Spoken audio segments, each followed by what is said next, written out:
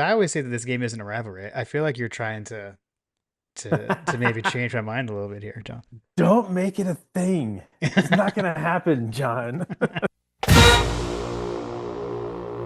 Welcome to My Gotta Podcast. I'm Jim Wood. In this episode, John Powell and I preview Georgia's SEC Championship rematch with the Alabama Crimson Tide. We talk through what we're looking for in the game, and we answer questions from you, our listeners. As always, remember to check out the newly redesigned MyGottaPodcast.com to see our latest merch. And you can follow us on social media at MyGottaPodcast. Finally, if you need help with your website or your online presence, head over to workingwebmedia.com/dogs. Now, let's join the conversation in progress.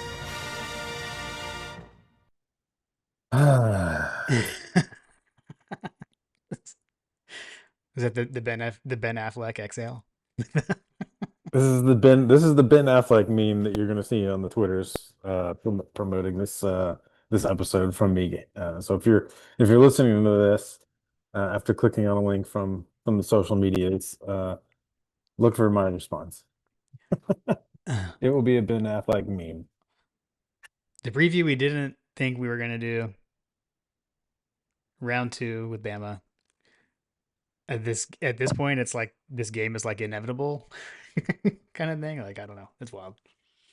Yes. It is what it is. Let's get it over with. I think that it's one of those things where it's like we're damned if we do and we're damned if we don't. Um, I don't know. There's an argument that we can win. We win regardless because I still think that there's an opportunity for us to get a home playoff game even if we lose this. Um, if Yeah, we win it, we get a bye. So I mean, as it, at the risk of triggering Josh within the first 5 seconds of this podcast or first 5 minutes of this podcast, like this game doesn't matter in any way, shape, or form, except for Alabama. I think this game matters for. I mean, outside of the you win a championship, but as far as the playoff goes, I do think it matters for seeding. My take, I think Alabama's. I think both these teams are in the playoff. I think you're right. I think Georgia, it's a bye versus hosting a home playoff game. For Alabama, I think it's just seeding. The new playoff rankings came out already today. Bama moved up to 9, so now they're at 9. I feel like that's maneuvering such that should Georgia win this game, they just drop them one spot to 10 and they're in as the 10 seed. That's my take. I don't. I think this is all for seeding and rest, frankly. Hmm. One would argue that it's pointless, Jim. I definitely didn't like. I think we'll probably do this one a little bit differently than some of the other previews, considering it's the second time we're playing them. I definitely didn't feel the same way when we clinched a SEC championship berth this year as I did last year. So last year, I think it was like Auburn beat A&M, and like that game clinched the SEC championship berth for us last year. And I remember, I think Lily was still up. She and I were watching that game. And when that result happened, like we were like jumping up and down, celebrating, cheering. We're going to the SEC championship. We're going to the SEC championship. I didn't feel that way this this go around. My mood has shifted as this week has gotten underway and we're getting closer. So that's good. I feel a lot better than I do. I feel a lot better about this right now than I did Friday night. But Friday night, I think part of that was we had just come off of a very weird game, close win over Georgia Tech. We were still dealing with the immediate news of Drew Bobo getting injured, and I just didn't feel great as like, A&M lost and they get rewarded with essentially a bye week and a home playoff game. Just felt odd. Um, so yeah, kind of weird. But I will say, like at this point now, like the the highlight videos that came out. Like I watched the highlight reel and just the preview stuff has started coming out. Like you're seeing the stuff on social media, etc. And now I'll say the same thing as I will say the same thing I said last year is you make it to this game, you really want to win it. Um, I mean, I know we look at last year, but I think let's not put too much into one season. I still think like this team is beat up, and I do think a bye helps. A bye in the playoff helps go straight to the quarterfinal. So, shoot, man, this is like major league, right? Like, just go win it. Only one thing to do. Yeah, for sure. Let's go out and win it. Yeah. Let's get on with it, Jim. Let's go. All right. Just a reminder, everyone, you can always follow us on social media uh, at my got a podcast on Twitter, Instagram, YouTube, Facebook, TikTok, and always head over to homefield.mygotapodcast.com and you can use code hunkerdown for 15% off your first order.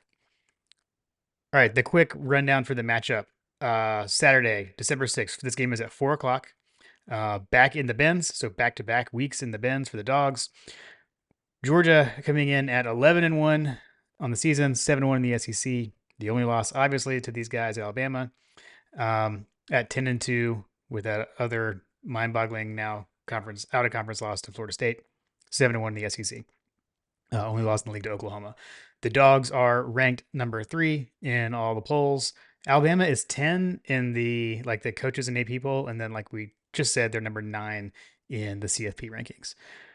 The game is on ABC, so if you're watching from home, this will be the big crew: Chris Fowler, Kirk Herbstreit, and then the dual sideline reporters of Holly Rowe and Laura Rutledge. If you're listening on SiriusXM, it'll be 106 or 190. The official hashtag that we will forget to use is hashtag SECCG for the SEC Championship game. And Alabama leads the all time series here 45, 26, and 4 ties. Last meeting, obviously, earlier this season in Athens, where Alabama hung on to win 24-21. If you are heading to the Benz, weather looks like not freezing, I guess, like in the 50s is what it looks like. And a It's kind been of, cold. yeah, a cloudy day. So you'll definitely pack your jacket and such if you're going to be out and about tailgating. Bring your layers. For sure. All right, JB, I believe you have a fun fact. I don't know if this is Alabama, if it's SEC championship, if it's what. Let's hear it. I have some fun facts about this rivalry in general. Okay. Um, and some of it has to do with the SEC championship and some of it doesn't. Um, okay, so let's hit up just a couple of things just overall. Um, it has to be said, this is why this is like the Ben Affleck sigh meme, smoking whatever. Alabama has never lost to Georgia in an SEC championship game. We are 0-4 currently all time versus Alabama in the SEC title game. Um, yeah, exactly. Uh, but hey, streaks are made to be broken, right, Jim? Because I think that you Like have a it. couple of things. You have a couple of things about that later. So there's some streaks that are going to end in some way, shape, or form. Okay. A couple of things. So there's back in the 40s, this team played in a game where it was referred to as the peanut butter game. Jim, are you familiar with this game? I'm not. Enlighten me. So in the 1940s, there was it was the first postseason matchup between these two teams. Um, Fans complained that the concessions ran out of everything except for peanuts. Georgia fans said that Alabama played like peanut butter, sloppy but impossible to stop. And Alabama fans said Georgia choked on nuts. That was a nice foray, even in the 40s, of fan banter about this rivalry. Man, they So weren't they even were a, still going. They were still going at it. They were still going at it in the 40s. they didn't need Twitter. They did not even need Twitter. They just had the newspaper, I guess, or whatever. uh, Okay. Let's see here. Uh, so there's definitely some weird names that we have with this game. But the peanut butter game was kind of one of the funner ones in my opinion. Um, there's a couple of other games that are more obscure that I'll kind of touch on that I feel like Jason would be proud of some of these nuggets. So I'm gonna try to do a little segue into some Hargett histories. Hasty's Hargett history here. So in 1929, uh, the game was played in a miserable cold that no one had prepared for. This game was in Tuscaloosa and it was in freezing weather conditions. Um, and again, like both teams wore zero cold weather gear because no one thought that Alabama could get that cold. Mm. And apparently, like players were warming their hands over gas lamps. They had to have hot bricks on the sidelines to unfreeze cleats. It was basically like an SEC frostbite fest, basically. So that was the 1929 game. In Wow. 1935, almost the exact opposite, the game had to be stopped between these two teams because the field had turned into a literal pond. The officials had to pause the game so that water could drain off of the field. Mm. Um, Georgia fans joke that Alabama players float, that's why they win.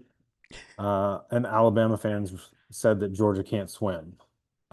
So again, like even in the 30s, they didn't need Twitter to talk trash. I love it. In 1910, the reporters called one of the UGA Alabama matchups the bone game because players hit each other so hard there were multiple bone fractures that happened. Post-game medical tent was bigger than the locker room. Wow. Okay. Yeah, a contest of unbreakable men, which was basically just a nice way of saying that uh, it was just an absolute violent game in Mm. 1913. Mm. Let's see here. Here's one from the 1930s. This game was a particularly physical matchup. Alabama, where it was said that a sports writer wrote, the Alabama line looked like a herd of charging elephants. And Mm. that, my friends, is where the name elephants or red elephants or whatever, that's where Mm. the elephant tradition kind of was born, was out of a Georgia Alabama game. Okay. Um, Another game in the 80s featured Uga barking at Alabama's mascot handler that barked back for 20 seconds to the point where the referee had to tell the handler to settle down. Nice. Um, okay, there's another one. This one's going to involve the bands. So Brett Belding, I've got a little note here for you from the Redcoats. So there was a game in 1947 that was known as the Musical Taunt Battle. Georgia Redcoat Band kept playing a riff from Dixie in between plays, and Alabama's Million Dollar Band responded by blasting March of the Gladiators directly at the Redcoats. Mm. Each band subsequently tried to play louder, and fans cheering like and a sound war more than the game. The referee had to basically tell both bands to knock it off Mm. mid-drive. Mm. Referees getting involved in these rivalries is kind of a thing, and it doesn't even have anything to do with the football game. Like, what is going on? Like, Uh, the history of this rivalry goes back a long time with all of the banter happening off the field. Um, I've got another one here for you, Jim. okay. 1960s, 1962. The rivalry got so heated it affected the governor's schedule. The Georgia governor delayed a meeting. Alabama's governor postponed a speech because both of them wanted to be physically present for practice. We're talking about practice. We're talking about practice. Exactly. Okay. 1950. In the 1950s, there was a game that included a halftime hot dog eating contest between students.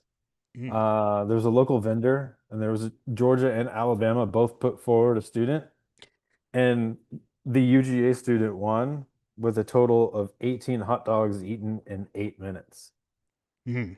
Wonder how Joey Chestnut feels about this. Sorry. Go ahead. Yeah, seriously, seriously. Which just sounds like an astronomical amount of hot dogs to eat, and even in the 1950s.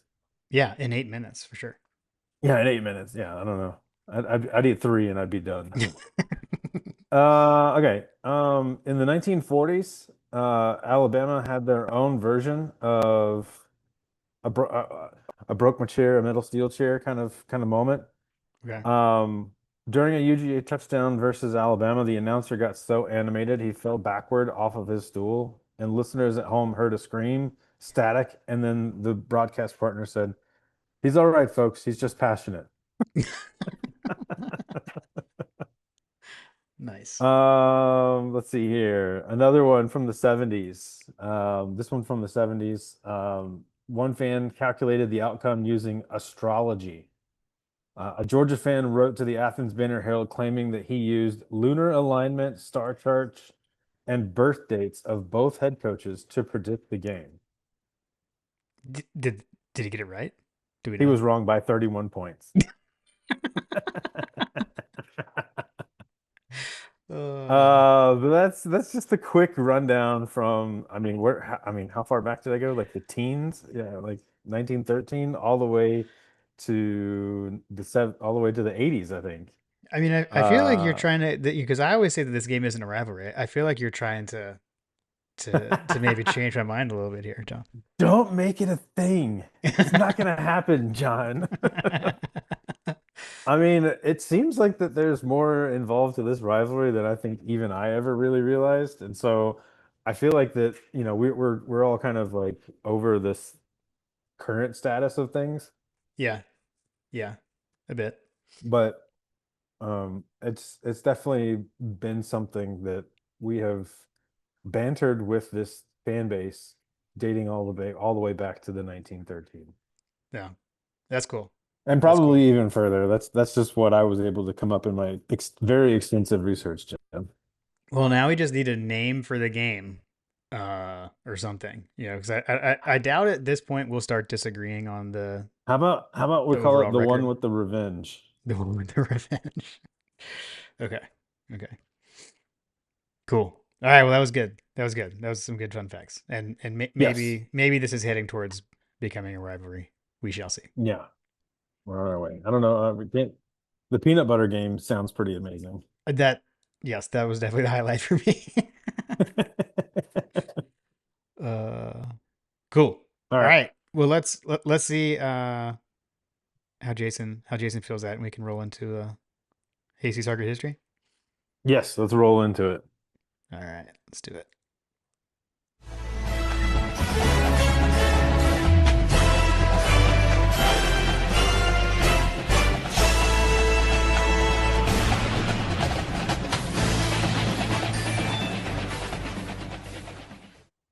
All right.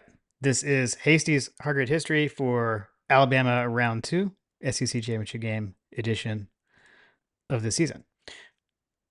The April 25th, 1896 edition of the Red and Black carried the following note in its collegiate and social life section. Pop Warner will, in all probability, coach the varsity football team again next fall. The students will be glad to see his giant form on the Georgia gridiron again as our trainer. Glenn Pop Warner had first come to Georgia in September of the previous year. He'd been a star at guard at Cornell and had captained their 1894 team. After graduating Cornell with a law degree, Warner briefly worked as an attorney in Buffalo, New York. Warner was more interested in football than in the law, though. Warner was perhaps more interested in gambling and horse racing than anything, which often left him in need of funds. To bring in money, Warner accepted two coaching positions in 1895, one at Iowa Agricultural College, now Iowa State University, and the other at Georgia. He balanced the two by working with the Iowa Agricultural Cyclones during the summer and through the beginning of their season. Then he'd move to Athens. While in Athens, he continued to send coaching advice to Iowa Agricultural College through the Telegraph. Perhaps this was Lane Kiffin's plan to coach at Ole Miss and LSU. Amazing zing. Uh, there is some debate about how many games Warner saw in Ames, with some sources saying he only saw the Cyclones play once. Warner, who Georgia paid $34 per week during the 1895 season, began implementing changes to the team's training regimen, including introducing a tackling dummy. Warner was not, despite what is often said, Georgia's first paid football coach. That was Robert Winston, whose story was covered in a Hasty's Hargrade history last season. The 1895 season was promising despite a 3-4 record, so Warner was given $6 a week raise to return in 1896. Warner continued to coach Iowa Agricultural as well. The 1896 team had a promising core of players upon which Warner could build. The experienced Rufus Cal Nally returned, as did Hatton Lovejoy. Also in the team was talented 16-year-old freshman Richard Vondebald von Gammon, who punted, observers said, like a veteran. 1896 was Georgia's second year, Amazing and name. yeah, seriously. 1896 was Georgia's second year in the Southern Intercollegiate Athletic Association, a sprawling and loosely organized conference of teams around the South. In 1895, the SIAA had only 5 schools, but had expanded to 16 schools for the 1896 season. Georgia began the 1896 season on October 24th with a game 26-0 win over Wofford College in Spartanburg. The next game was a 24-16 victory over North Carolina, which fielded strong teams during this era, and which was one of Georgia's early rivals. The next game was against Sewanee on Hurdy Field, which was one of the most dominant programs in the country during the 1890s. Georgia defeated Sewanee with the same score they dispatched Wofford, 26-0. Georgia played its fourth and final game of the season against arch rival Auburn on Thanksgiving Day at Brisbane Park in southwest Atlanta. Georgia defeated Auburn 12-6. The sweep of its 4-game schedule gave Georgia its first ever conference championship, though it was shared with LSU. Warner moved on from Georgia after the 1896 season. He would coach until 1938 and would leave a legacy of innovation. He developed the single wing formation, the double wing formation, the 3-point stance, the tackling dummy, and the screen pass, to mention a few. Mike Bobo loves that nugget. Screen pass invented at Georgia. His most notable coaching stop was at the Carlisle Indian School, where he coached Jim Thorpe. In 1911, Warner and Thorpe beat Harvard 18-15 in what remains one of the greatest upsets in college football history. The next year, Warner and Thorpe upset a powerful Army team 27-6, and in the process injured Army's star linebacker Dwight D. Eisenhower so badly that he almost washed out at West Point. The 1896 season was the high point for Georgia's football fortunes in the 1890s. Von Gammon would lose his life the next season at Brisbane Park, and afterwards the program would stagnate until the arrival of Alex Cunningham and Bob McWhorter in 1910. We wouldn't have another undefeated season until Wally Butts and Charlie Trippi led us to an 11-0 record 50 years later in 1946. Warner died in Palo Alto, California in 1954 at the age of 83. That's fantastic. Thank you, Jason, as always, for saying that over. And just have to always remind folks you can always stop by the Harvard Library, and Jason will be happy to show you around and show you some artifacts. I know John and I both have enjoyed our time there when we've done that. And hey, Jason, thanks for the bonus Harvard history that, as a week ago, we didn't really think we would have. So thanks for pulling that together. Yes, thank you, sir. It also is wild to me, like how much, you know, through these games and like the names that you hear that everyone knows, like Pop Warner, or we've had Heisman stuff on these, before. It's crazy. So the names that came through the South back in the day. Yeah. All right. The football runs deep and wide in the South. Yes, absolutely. Let's see. Let's hit the news and notes. Kind of look through Kirby's press conference notes. I think there was the SEC teleconference and then just his regular Monday press conference. So I mean, the big question is Bobo, status on Bobo. He was like we saw him in a walking boot, some in crutches after the game. Kirby said there was like no more update on the status, that they're still looking into things with him. So I think what we've heard was not great. But I don't know Not great, Bob. yeah, Not great. when Kirby says things like this, I don't really know what that means. It could be like Coach Beak, I don't know. We'll see what it says when the injury report comes out Wednesday night. Be looking for that. And then he did mention like Kyron Jones and Taylor are still like working through some things. So still trying to get those guys back. My big question is around Chauncey Bowens. I didn't see like that Kirby really mentioned him, but that's my big question. I think what I did see was post game last week. He said that he could have gone, but didn't. So I'm not sure exactly what all that means, but I found that interesting. So I would love to see Chauncey out there on Saturday. And then on the Alabama side, It certainly would make me feel a little bit better. yeah, seriously, seriously. Already down your center would be great to have another running back in this table. Um, and then if you watched the Iron Bowl, Jam Miller left the game injured. Kalen DeBoer in his press conference said that he still doesn't have much information on Jam, that he would continue to go through testing early this week, here today and tomorrow.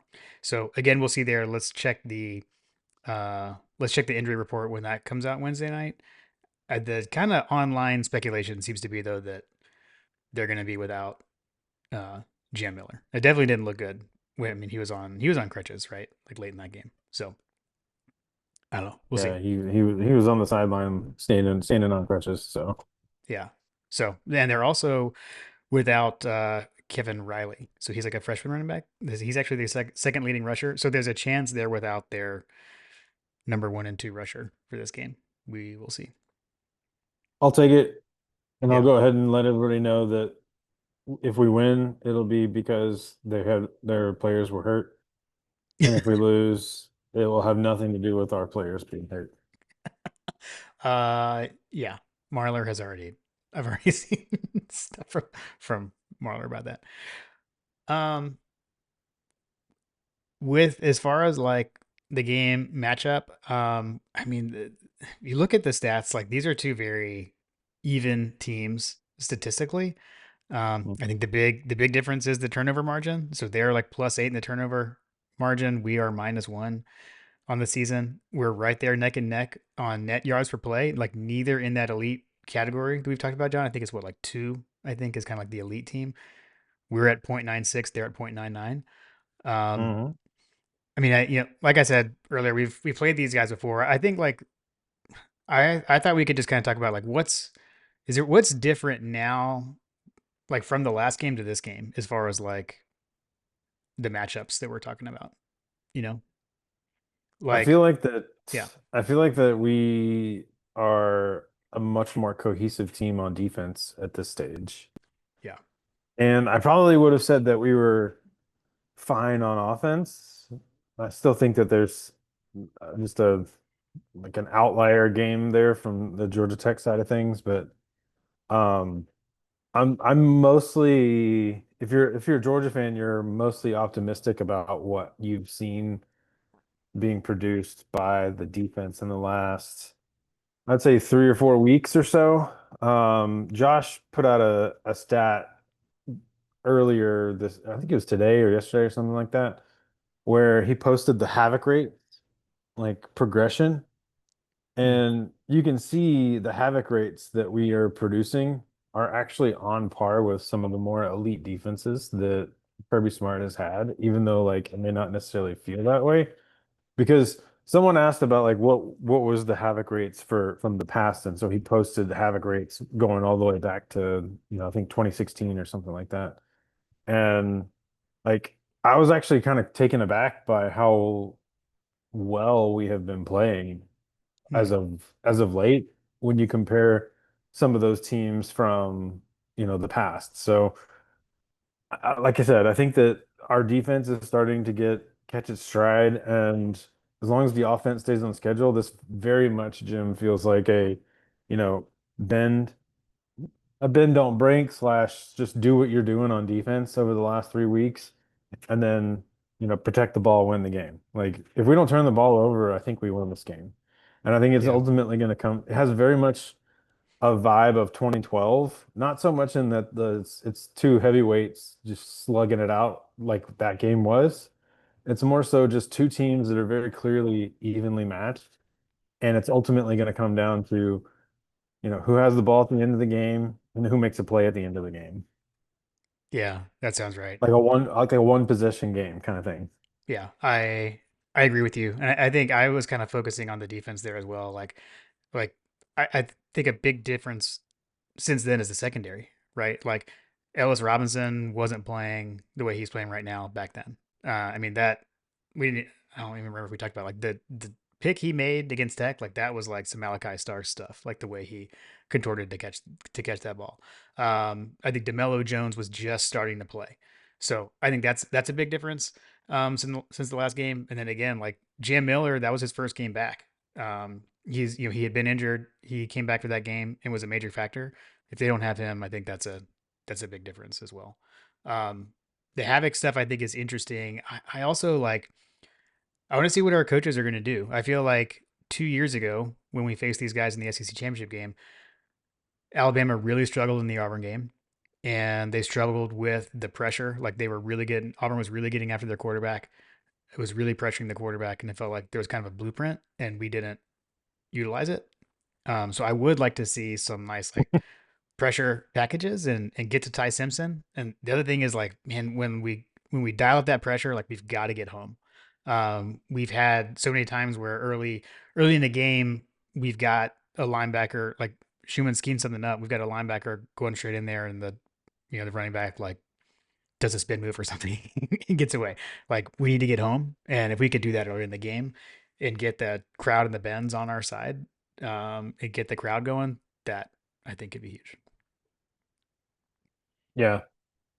I think that the other thing that will be important for us to keep in mind or, kind of adhere to as a game, even if you can't get home, like collapsing the pocket and not overrunning the play is Yeah. going to be important. So I'll make the comparison of what the announcer said in the Tennessee game versus Vanderbilt. Tennessee was getting to Pavia. They weren't getting home, but they were getting to him.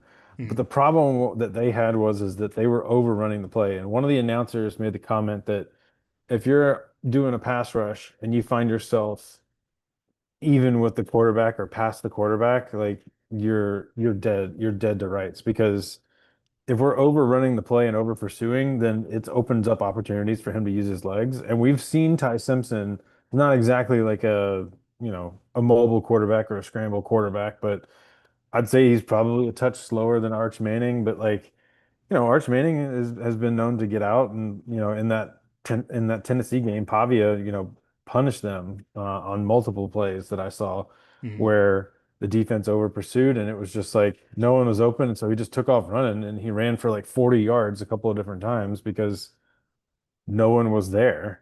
So I think that that's one of those things where we just can't let Ty Simpson extend plays with his legs, even when we are getting that havoc and getting that pressure. Yeah. Um, I think that we got burned a couple times where he was, able to mobilize himself and found some open receivers downfield.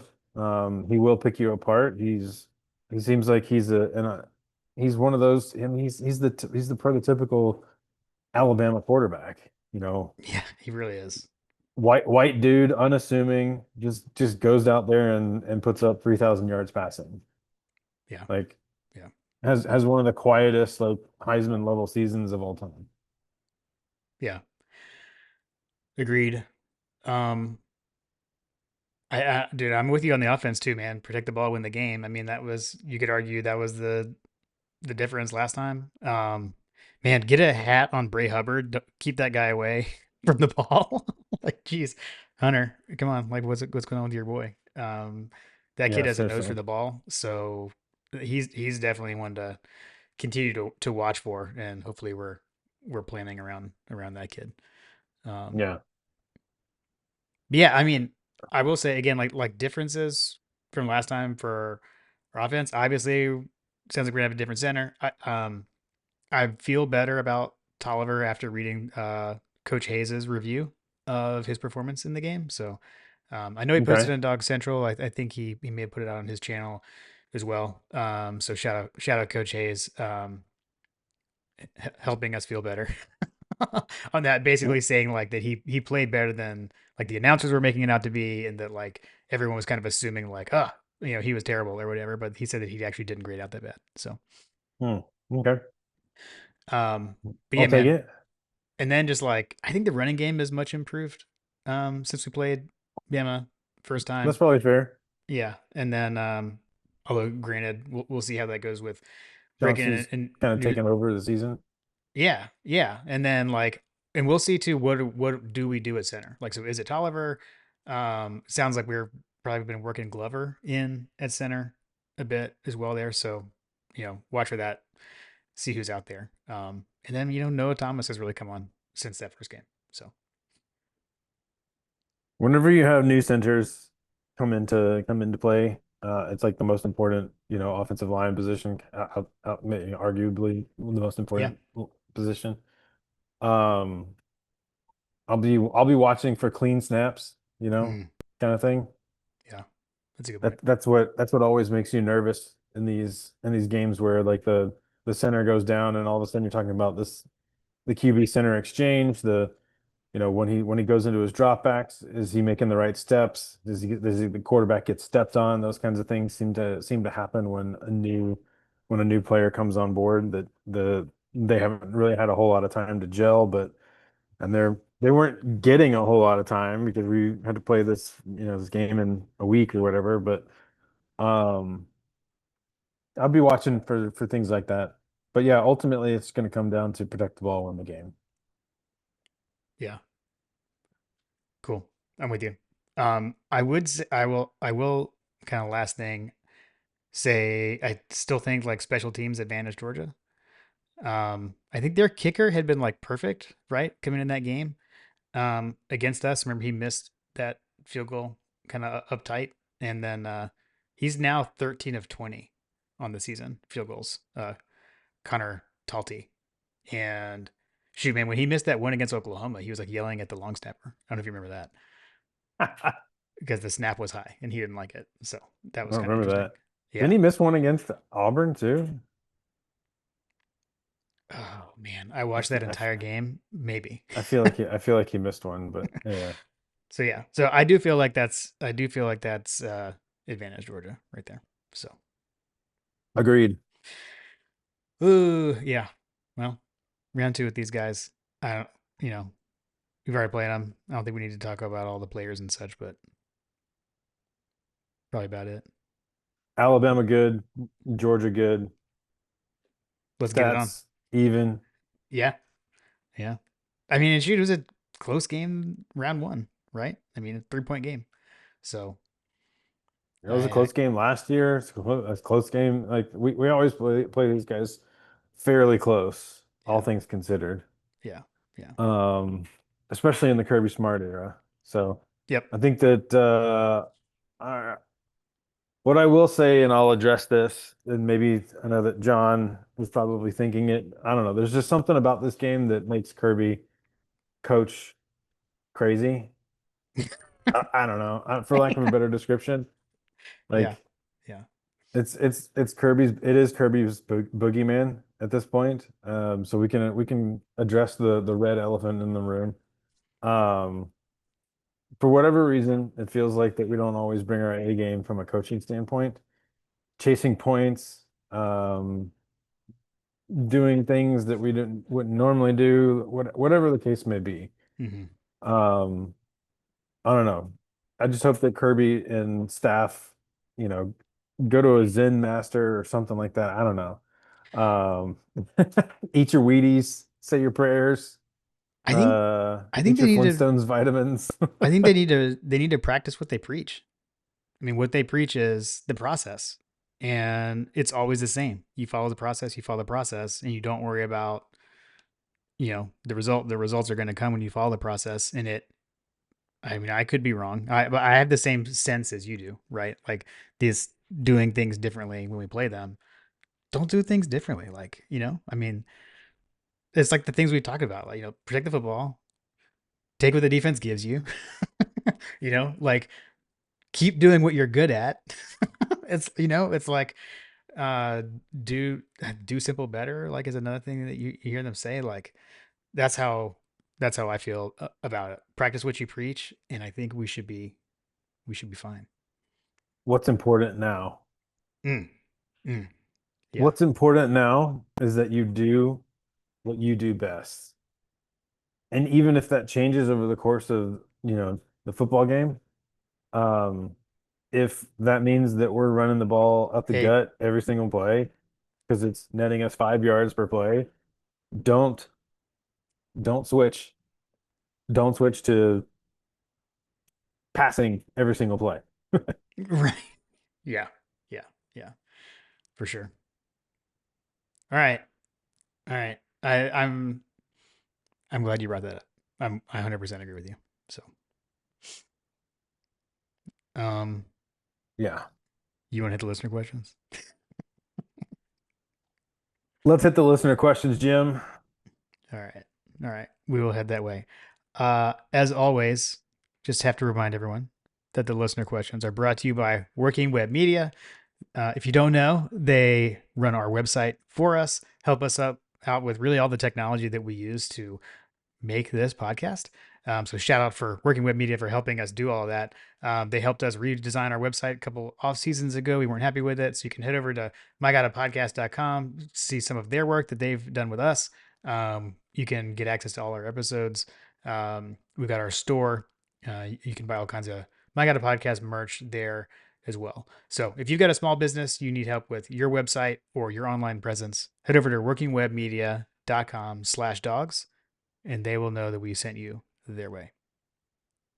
All right, we are going to kick it off this week with 51-7 GATA. If you could change the outcome of one of these three games, which one would you pick? And they're all Alabama games. The 2012 SEC Championship slash the real Natty, second and 26, or the 2023 SEC Championship. I thought about this one a lot, actually. My original answer was going to be I wouldn't, in a way, I might not change any of them. Um, I'm going to pivot that, and this is maybe kind of odd. I think it's the 2023 SEC Championship, honestly. Okay. Um, What's your rationale? um, we would have closed out. I am firmly convinced we win the playoff that year.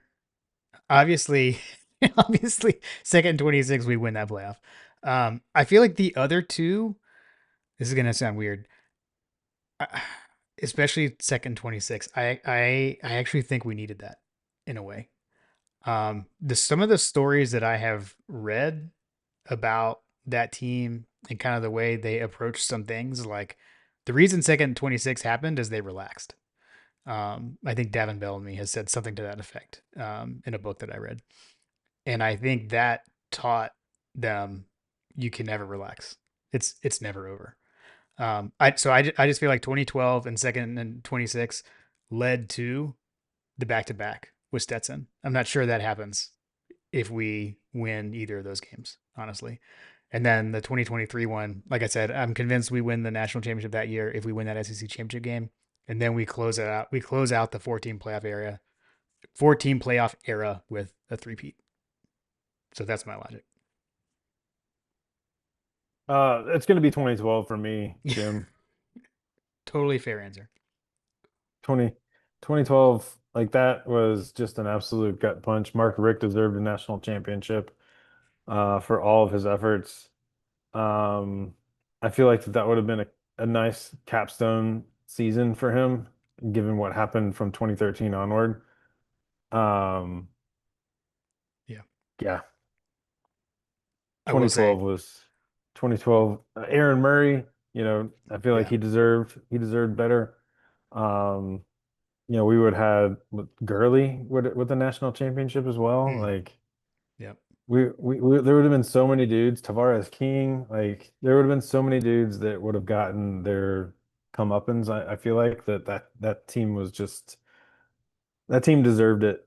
They deserved to break the streak, and that coach deserved to break the streak.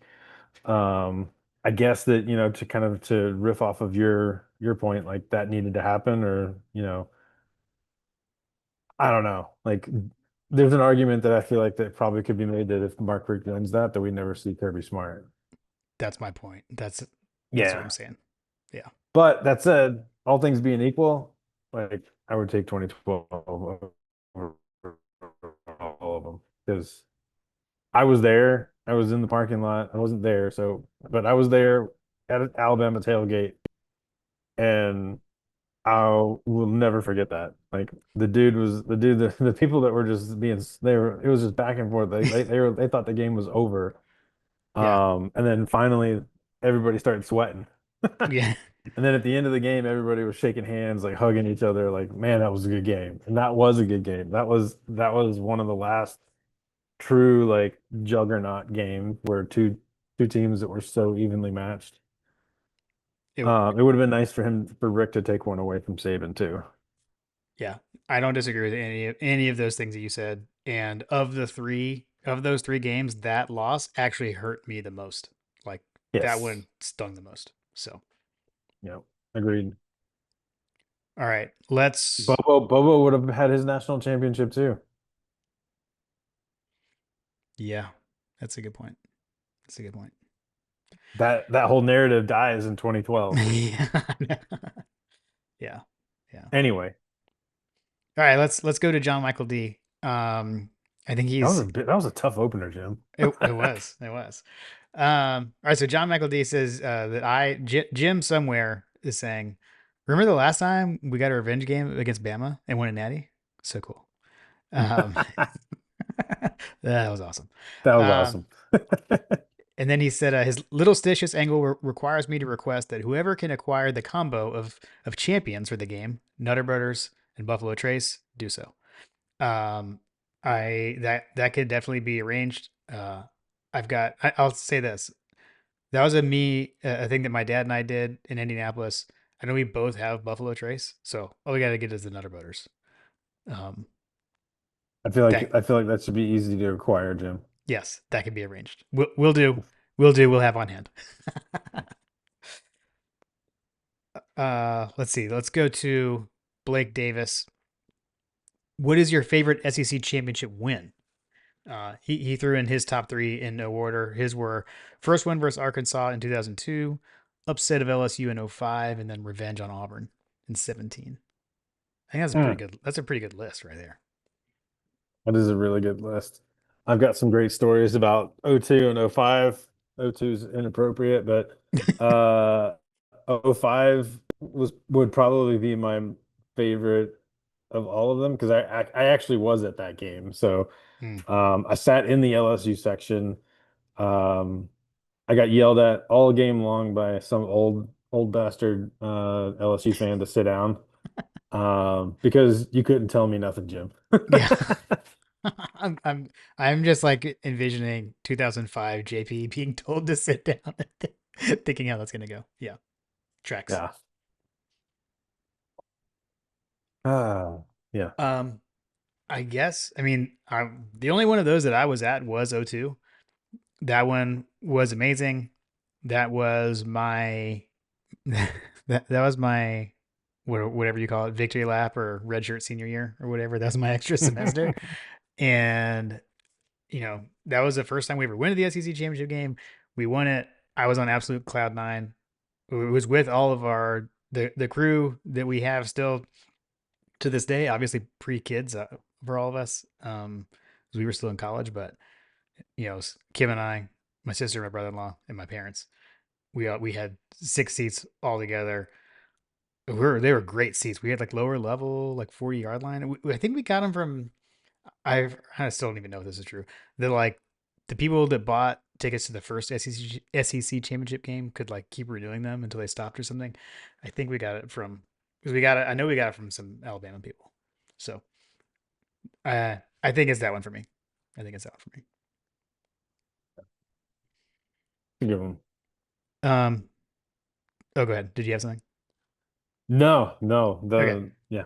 I was gonna say I think it's a nice segue into the next one because Chris Haddock at Dr. Dog 1996 just wanted us to show George Foster some love. So the tweet to solicit the listener questions was the George Foster sweeter than a Cinnabon gif that we have. Um, man, I think he okay. was wanting you to tag him as if he wasn't a friend of the show. Yeah, yeah. Hey, George, friend of the show. He's been on here what twice? Yeah. He's been on here twice. Uh, 21, 22-year-old me could not comprehend that like I would like sit on a panel on the stage next to George one time and like talk about Georgia football. That was wild. So yeah, huge fans of George Foster. Dude, they to me he's like the left tackle of Georgia football, like in my head, because like he was the left tackle back then. The left tackle emeritus, Yeah, or yeah. what do they call it? What do they call it? I guess it is emeritus, right? I think so. And like, I mean, that team. So, I mean, up until these teams, right? Like that team was kind of the gold standard for me of like what that was the team for a long time, but what I would measure teams up against. I mean, obviously now you're going to measure up against like 21 or 22, obviously. Um, but I mean, Right. up until like even like 2012, it's like okay, I'm starting to see this team could is up there with the 2002 team. So, uh, let's go to Fletcher Proctor. This gets to your streak stuff you had mentioned earlier, John. All right. Yes. So Fletcher says Kirby is 3-0 in rematches, including 2-0 in rematches where he lost the first time. He's 1-0 in rematches against Bama. It's science. Dogs by 21. Oof. I do talk about some fun facts coming in from Fletcher. Yeah. From your lips to the script writers for the game. So let's see. So the 3-0 rematches, 2-0. Okay. So what are the three? We've obviously got the Alabama 2021, Auburn in 17. So regular season SEC championship, and then Texas last year.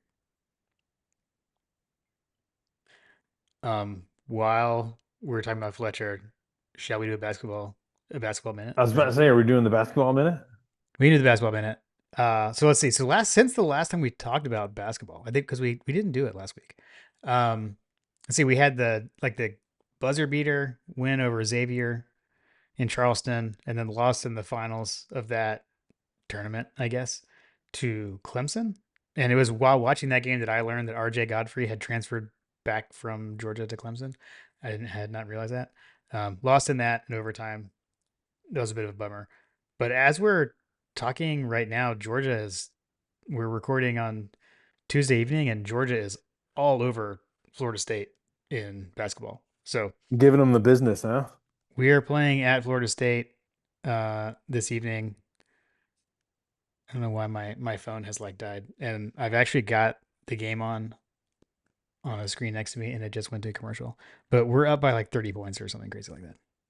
Oh wow. So they've extended it since we started recording.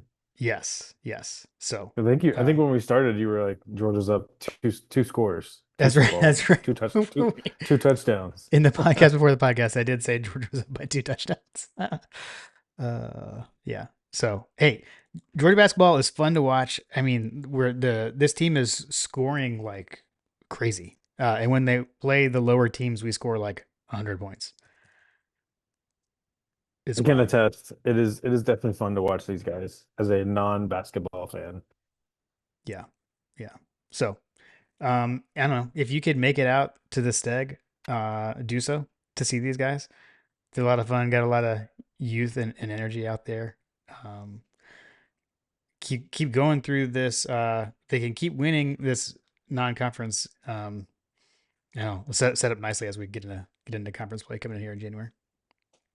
They're bringing the fire, passion, and energy, Jim. Dude, they are 100%, absolutely. All right, let's go to Herman Wood. Who steps up on the offensive line to lead without Bobo? Um, Here, I'll just rattle through all these. That was the first one. Is this the game the defense has it figured out from the opening kick? What would Munson say? Sorry, I know I'm asking a lot of you guys. What do you think about leadership on the line?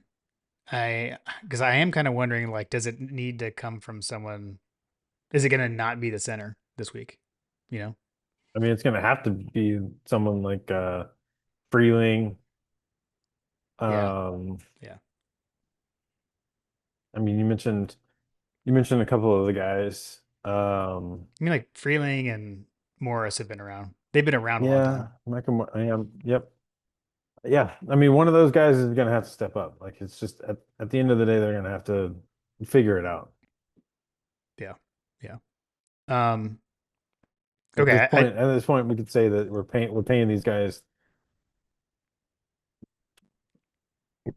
a lot of money to figure it out. Yeah, yeah, for sure. Um, the next question was is this the game where the defense has it figured out from the opening kick? I mean, I would actually argue that we did that last week. Honestly, felt like we pretty much. I mean, we never let Tech in the end zone. Almost got a safety on like the first play of the game. We should have So had a like safety, bro. more of that, please. More of that, please. If the defense comes out Yeah, firing like that agreed. in this game, that would be incredible. Agreed. Agreed. Come out firing, getting pressure on everybody. Freeling Morris, Ernest Green, like having those guys playing well from the offensive line standpoint. Just hold serve and protect the ball, win the game. That's I mean that's really what it comes down to. Yeah. And as far as what would Munson say, I mean, yeah, he would say hunger it down one more time. That's what I think he would say. Yeah, are you kidding me? Got this gunslinger Ty Simpson coming in town. Oh yeah, actually you're right. Actually, all he would talk about is Drew Bobo being hurt. Honestly, speaking from experience, there riding around with him that one time, he's. What are we gonna do? What are we gonna do? What are we gonna do? What As are we we gonna do, trans, Wood? what are we gonna do? If you know, you know. As we transition to the next question, dude, this basketball game, Georgia is currently winning 95-56 over Florida State. That is insane. Love it. So much Wow. for ACC basketball. Wow. Okay. Moving on. All right, friend of the show, Tim Riley. He's got a simple one this week. This week, just tell me we win and why. Go Dogs. Sorry, Carter. Buck Fama. Buck Fama. We win because we don't turn the ball over and we hold serve in the trenches. Yeah, yeah. And we do what we're good at. Keep it simple Yep.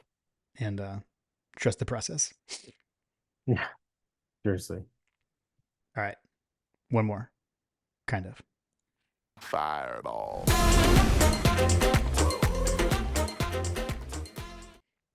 The Hug Dog, Jason Huggins, checks in. He says, I like SEC championship games. Ring season, baby. JB, I feel like that's for you. That's the energy that you need for this game after the opening of the I'm podcast. sorry, guys. I'm jaded. I'm jaded from last season. Like Jim, I'll put this in perspective for you. I was Okay. walking through, so I did something like crazy. I haven't done this in a while. Like we went to I took Camden to go to the movies Mhm. the other day. I think it was Saturday. Took Camden to go see Zootopia 2. And then afterwards we had time to kill before we had to go pick up her brother and sister. And we decided to kill some time by going around. I said, let's go walk around the mall. Let's go walk around the mall. And what a sad experience that is. Mm. But I ended up going through a collegiate sports store. I said, "Cam, let's go." Ooh, Like we would walk through all the stores that she wanted to walk through, and that's I was like, "Let's walk through the collegiate store over here." They had yeah. SEC 2024 SEC championship merchandise that was on clearance for like $10, and I just looked at that and I was just like, I was just in disgust because it mattered so little that it's on clearance for $10. Mm. What are we Mm. what are we doing? What are we doing here? Yeah. Yeah. I Also, side note, kids these days have no idea like what Christmas was like with an amazing mall oh yeah. experience. Like, bro, Did it's you so say sad. did you say what mall you were at? And I missed it. Well, we went to Cumberland because it's like right by where we live. Okay. Okay. Yeah. I mean, Mm, I used to not work Cumberland, not Cumberland. Town Center, town center. Okay. Okay. Kennesaw. Okay. Cool. Um. Shoot. But Cumberland's the same thing. I mean, it's the same. It's basically Yeah. the same Yeah. Yeah. experience. Yeah. I used to work right by Cumberland Mall out of college. Um. Okay. Cool. Cool. The one of the malls I used to go to was like the mall in Stranger Things, by the way. But anyways. Um. What mall is that? Wasn't it like Gwinnett? I think Gwinnett. I think Gwinnett the Place. Yeah, I think Gwinnett Place Mall is where they filmed a bunch of that. Whichever season was in the mall, season 3, I think. Yeah, dude. I don't. Kids these days will never understand like walking through KB Toy Store after you've just chowed down on like Chick-fil-A original, like original Chick-fil-A from the Yeah, yeah, yeah, mall. yeah. Ugh, Dude, it's like we used to be a proper country, Jim. I mean, off the rails. Used to have like your parents just like drop you off the mall and you go hang out. This is amazing. Yes, yes. You'd go through you'd go through what was the inappropriate store that had like all the like adult jokes? Spencer's. Spencer's, that's what it was. Yeah. Oh man, that store Good still exists, by the way. good times. Good Uh, times. okay, And then you're Jason. like Okay. this new store popped up and you're like, what is American Eagle? Yeah. Seriously. All right, Anyway, Jason. We're gonna answer your question. He said, "What is more annoying, Bama's superiority complex or today's coaching carousel?" coaching carousel, 100%. Yeah, I agree. I still I Is this where we talk about the nonsense that's happened over the last 2 weeks? yeah, we could do that. Um, I think the calendar. I'll say again. I think the calendar needs to change. I think all this off-season stuff needs to happen in the off-season, and I think. I mean, I don't blame the schools with the way the calendar is set up right now. You're trying to get a coach in place before signing day, so I get that. But the season is still going on, and then that makes all kinds of problems for guys wanting to go into the portal when the portal isn't open yet, but they're declaring for the portal and all that kind of stuff. So it's like that's where I do feel like high school signing day, go back to February when the season is over, um, and then do the portal after that. Like those two things need to be in succession, like not all at the same time. So I don't know, get off my lawn, I guess, but that's how I feel. Yeah, get off my lawn about all of it. Kids leaving, coaches leaving, like everybody's a mercenary at this point. Yeah, I mean, so we're already gonna have Ole Miss in the playoff without their coach because he left. You've got the Tulane head coach is going to Florida. If Tulane wins the American Conference Championship game over North Texas, they're going to the playoff. Um, I don't know if he's gonna still coach the playoff or not. I'm pretty sure isn't James Madison's coach being mentioned to go somewhere as well. They could also get in the crazy scenario. Like if Duke wins the ACC championship, the ACC could get left out completely, and we could have the North Texas Tulane winner in the playoff plus James Madison in the playoff. I mean, we could have like 3 teams in the playoff with lame duck head coaches. It would which just is great. just It's which is crazy. just crazy. Like that And shouldn't that should not be the case. all it is a sign, Jim, that the playoff is too big. We have too many teams in the playoff. Take that, Go Joe. back. Let's go back to let's go backwards. Let's shrink the playoff, shrink the Uh, conferences. yeah, yeah. Okay, I'm with you there. I Yeah, mean, that. it's just the reality of where we're at in 2025. Just how insane everything is. I mean, you've got Penn State that was the earliest, like they threw their hat in the ring, the earliest out of anyone, fired a coach that had been a fairly consistent 10-game winner. Um, and he almost immediately goes and gets a job like right down the road at Virginia Tech and has made waves instantly at Virginia Tech by effectively taking, I think I've seen like 3 or 4 guys flip from Penn State to Virginia Tech. Like, Mm, mm, like congratulations, you fired your coach and you just completely tanked your recruiting class. yeah, yeah. I I think Franklin was a great hire for Virginia Tech, by the way.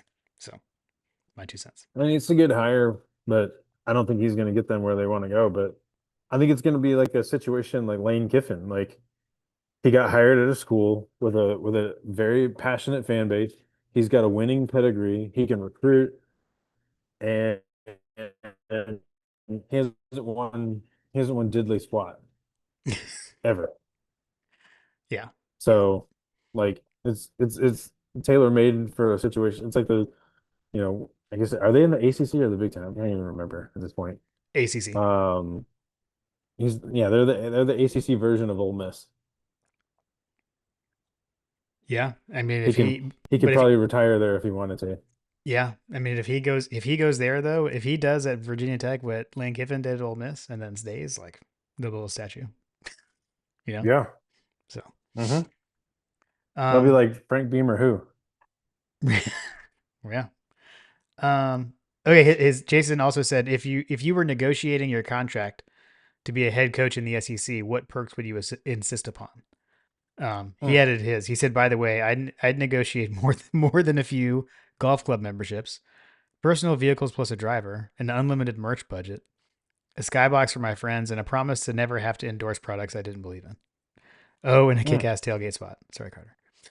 Um, yeah, those are all I mean, phenomenal. all of that sounds pretty amazing to me. It does. Um, I mean, I would. Well, I guess it's just perks. I was gonna say I've got to have the monsters buyout because all coaches have that. I'm not sure that that counts as a perk though.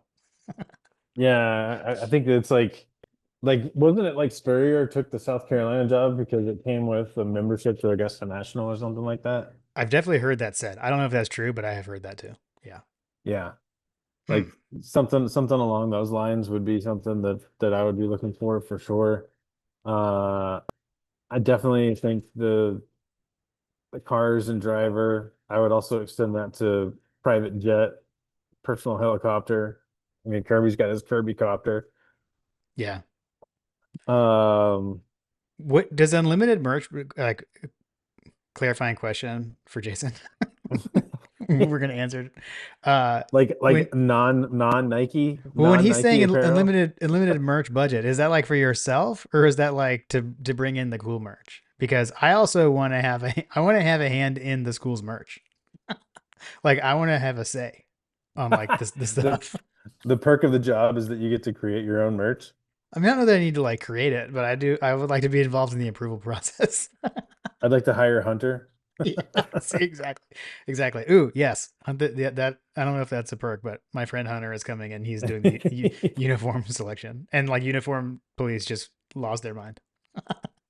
I would say I could pick the uniform. I could pick the uniform stuff, which I guess that they can do that anyway. Um, Uh, let yeah, me. I'm I going to ask you a all different question. Okay. everything that he listed is like I feel Yeah. like I feel like those are really solid answers. Maybe maybe throw out some bourbon options in there, like Yeah. guaranteed every year you get a barrel of 107 kind of stuff. That's good. I like that. Also, I mean, like, I'm just in my mind, like, I am just the head coach at Georgia, so I'm trying to think, like, what are my Georgia things? But yeah, Augusta National membership, if that's possible. I guess we're getting to say whatever it is. That's definitely on Yeah, the farm. there. Amazing. All right, Jason, that was a good one. Enjoyed both of those. I appreciate you. All right, now we have one more.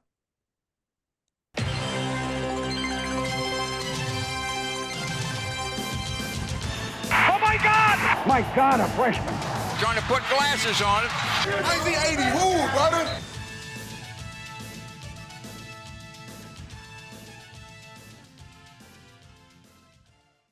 It is time for Coach Chillbill's over unders SEC Championship Edition.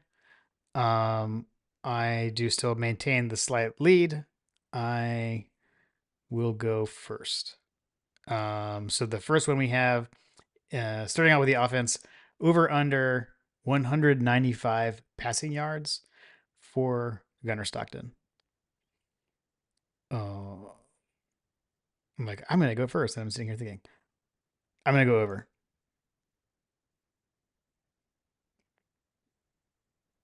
Hmm.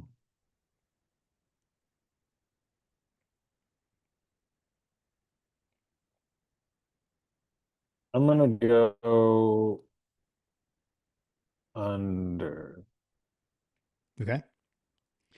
I'm gonna Second go under. one. Okay. Second one is over to you. Over under rushing yards for Nate Frazier, set at 85.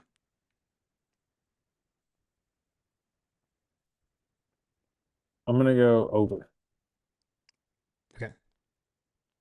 I think I am too. I'm gonna go over. And then over under Okay. 4.5 catches for Zachariah Branch. And I'm gonna go say over there. I'm gonna go over on that one as well. Okay. Okay. Switching to the defense and over to you. First one, over under 275 passing yards for Ty Simpson. I'm gonna go under. Okay. I am as well. And then over under 0.5 interceptions for the Georgia defense. I'm going to go over. I'm gonna go over on that one as well, Jim. Okay. And then over under 13 and a half first half points allowed by the Georgia defense. Allowed by the defense. Mm-hmm. I'm gonna go under. Okay. Okay. Same. And then the special teams over under is field goal attempts by Peyton Woodring. Over under 2.5. I'm gonna go under. I'm also gonna go under, Jim. Okay. Okay. And then the last one, just a bonus, not an over under. But what's your favorite moment from the season so far, John? I gotta go back to that video that they posted of the parents talking to the players Oh, that's a good one. That's a good one. Okay. because I Okay. think it was the catalyst for what we've seen happen since they showed that. Yep. Yep. Okay. That's an That excellent was that one. was the turning point of the season. Yeah, that's really good. I like that. I'm gonna go with the onside kick. That was amazing. Uh, that was like a we will not be hunted kind of moment. We're just gonna take over this game, and we got the first ever double death march. So phenomenal. It was definitely slinging balls around. Yeah, yeah. Gave us yet another gif of Kirby doing that. I still can't believe Yeah. that. Like, too good. Cool. All right, Coach. Definitely look forward to the Sunday text message with the over-unders update. Thanks as always for sending those in and checking them for us. Amen. All right, JP, time for the predictions for this SEC championship rematch with Bama. The spread is honestly, I'm kind of surprised at this. The spread is Georgia favored by 2.5. Dogs are favored by 2.5, over under 47.5. That gives you an implied score of Georgia 25 to Alabama 22.5. The OddsShark predicted score is Georgia 33.9, Alabama 35.5. So they've got an Alabama win. Parker Fleming's CFB graphs has Georgia 23.24 to Alabama 22.96. So he's got less than half a point differential between these two teams. And then our My God Podcast scoring impact predicts Georgia 23.98 to Alabama 22.08. Man, everything out there has this being a nail biter. The toss up, even the matchup predictor on the ESPN has it 51% to Alabama. So a Yeah. slight edge on Alabama from an ESPN analytics standpoint, a slight edge to Georgia from a Vegas standpoint. Yeah. Something's got to give. Something's got to give. Something's got to give, my friend. I guess I can go first. Like I just feel like, man, like we had them at home and we dropped the ball. This time we don't. Dogs win 24-23. Ooh.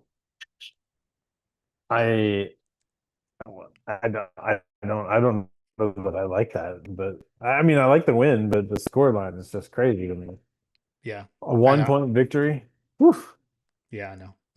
Give me 27-24 Georgia in this one, Jim. Yeah, I think it's gonna be tight win between two pretty evenly matched teams, frankly, and kind of like the first game. Like I said, protect the ball, win the game. Yep. Protect the ball, win the game, and I wish I could say that you'd end Alabama season, but having a 3-loss team into the CFP seems kind of crazy to me. Yeah. I mean, I could totally be wrong. I feel like it's that whole like in the 12 team, they're trying to do this like you don't punish the team for making it to the conference championship game when they were ranked in it. I mean, and frankly, like Alabama is the number one seed in this thing. Like if there were no championship game, um, this would be like, they're like regular season champions, I guess, so to speak. So I don't know. Regular season champions of The SEC, of the SEC, yeah. yeah, but But they have 2 losses, and one of those losses is to an absolutely team. yeah. I mean, I get it. I get it. I just, you know what? Here's what I'm gonna say. I hope we get to find out whether they make it in or not after a loss. I'll say that. There we go. Yeah, dude. I don't know. It is still wild. Like, we can do coaches picks, but dude, 5 SEC championships in a row for us, and 8 of 9 is also just wild, wild. Win the whole thing. Yep, yep. Okay, so let's do this because I think like we can kind of see what our the pick'em games what that would like do for the playoff as well. So first one is the Big 12 championship game. These are all Saturday, by the way. So the Big 12 championship game on Saturday, 12 o'clock on ABC. You've got number 11 BYU faces number 4 Texas Tech. Texas Tech 12.5 point favorite. I'm gonna take Texas Tech. That is that 11 a.m. local time? I believe so. Yeah. Wow. An 11 a.m. local time conference championship game. It's absolutely brutal. Um, I like BYU in this game, Jim. Okay. Okay. Give me an invigorated Sataki. The coach's name is Sataki, right? I believe so. Yes. So I mean, BYU is one of those teams that just went through this whole like our coach is getting poached by Penn State, and like Hmm. the entire Mormon church basically like moved heaven and earth and got him to stay. Yeah. Yeah. I did see that. Also, I will say this too. BYU wins this game, then they're basically, I think, taking somebody's spot. So if you want that out, If I don't want Alabama in, I'm gonna need to be rooting for BYU. yeah, I would say yes. Because Texas Tech, I don't think falls out. At number 4, if they lose, I think they're still in, and then BYU, I think, moves up and takes a spot. So, Give me BYU then, Jim. all right. And I think does that mean that if Virginia wins, then they could be taking someone else's spot too? So they're so low, like they're going to be taking someone's spot. The thing about this one is this is where if Duke wins, the ACC could get left out altogether because Okay. Duke has 5 losses. So Virginia has to win to get in. So they would be honestly they'd probably be the 11 seed. Because you're gonna have like the group of 5 champion would get in, most likely the winner of Tulane North Texas. But if Duke wins this game, then that's where you need like the 4th and 5th highest ranked conference champions could be the champion from the American and the champion from the Sun Belt. So if you want Hmm. some major chaos and to see the ACC get completely left out of the playoff, you want Duke to win because Duke is not even ranked, and like I said, they've got 5 losses. I don't see them jumping up over all those other teams. Amazing. Amazing. The Trust Fund Championship. Let's see here. Did you go last time? Did you go first on the last one? I did. You did. All right, so I'll go first. Give me Duke. Screw it. Okay, that's kind of how I Give, feel. give me chaos. That's where I'm going.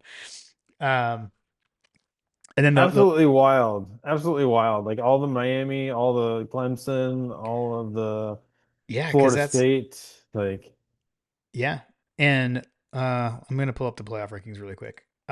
Miami right now is sitting at 12.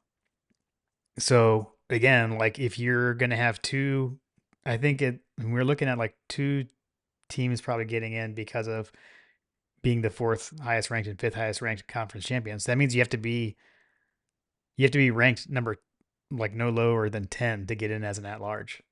So that also keeps Miami out of the playoff Jim, the if you're year into is that kind of thing. 2001. Miami's just won its Mm. most recent national championship. And you tell them in 2025 that Duke and Virginia are playing for the ACC championship. Yeah, and they're ranked The higher and like 2000 mind cannot comprehend. yeah, for sure, for sure, completely. That is absolutely wild. And then the last one, 8 p.m. on Fox, so same time as the ACC championship game. Number 2 Indiana against number 1 Ohio State. This one is in Indianapolis, where we played the Natty against Alabama. Ohio Hmm. State is favored by 4.5. And I'm gonna take Ohio State. I think the Indiana. I'm going to take Ohio State as well. I Yeah. think Stignetti gets exposed in this one. Could potentially be a Heisman situation, right? Yeah, yeah, yeah. I mean, I think both Sayan and Mendoza are definitely like up there, so Yep. could be for sure. So not on the list, but let me tell you the other situation, John. The other thing that if for your rooting interests, when I know you're a fan of the chaos. The other thing that you want is for James Madison to defeat Troy in the Sun Belt Conference Championship game, because that would get them ranked highly. So if Duke wins and Who to defeat Troy? James Madison, JMU, because if Duke Okay, if Duke beats Virginia, got it. then you can end up with James Madison in the playoff as a 12 seed, as the Sun Belt Conference champion. Amazing. Yeah, that'd be wild. Chaos. Give me chaos, Jim. Yeah. Give me chaos and Texas and Alabama staying home. Yeah, that sounds delicious. And Oh. Vanderbilt for that matter. I don't know. Whoever like leave everybody out. Right, right. I don't. Yeah, those teams were so low when it came out tonight. I don't see how they could jump up, but who knows? Texas is at 13, Vanderbilt's at 14, so I don't see a path in for them based on how they ranked them this week. But we'll see. Who knows? Yep. Well, Cool. SEC championship berth number 5 in a row for the Dogs. 8-9. Crazy times. Did you do the bean dip earlier this season for the Bama game? I did not because we were there. So no, we did not have bean dip. We will be doing bean dip on Saturday.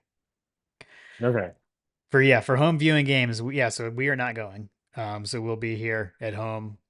We will have the bean dip will be going. Bean dip will be going at the house. All right. Bring the bean dip, Jim, and bring the fire, passion, and energy. 100%. I will be watching. I'll be running around. It's sports day. We got basketball season kicking off here. So, anyway, I'll be running around during the day, and yeah, we'll be rooting for the red and black, and hopefully seeing some Bama tears. Delicious, delicious Bama tears. Amen to that. Go Dogs, Jim. Go Dogs.